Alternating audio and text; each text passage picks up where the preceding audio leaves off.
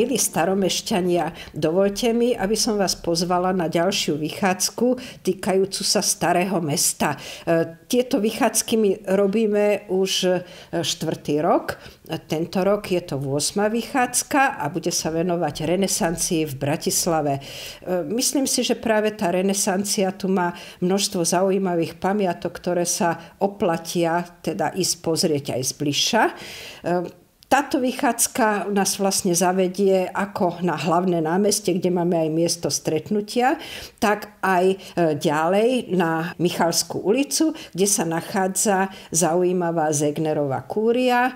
To je táto tu, je spojená s rodom Zegnerovcov a my, čo sme chodili dávnejšie do školy, tak ukazovali nám Zegnerovo koleso, ktoré vymyslel práve rodák z tejto kúrie, Andreas Zegner. Na princípe Zegnerovho kolesa dnes pracujú turbíny vo vodných dielach. Ďalšia časť vychádzky nás potom zavedie vlastne pozrieť už neskoro renesančné budovy, ktoré sa nachádzajú na Klarickej ulici, na Kapitulskej ulici. No a máme ďalšie kúrie, veľmi zaujímavé, Žigrajovú kúriu, no a Kamperovú a Bremerovú kúriu, ktoré sa nachádzajú už na brehu rieky Dunaj. Myslím, že tá vychádzka bude zaujímavá. Ja by som veľmi rada pozvala nielen staromešťanov, ale všetkých obyvateľov Bratislavy, aby sa prišli pozrieť. Lebo jedine, keď teda to mesto poznáte, tak ho môžete mať tak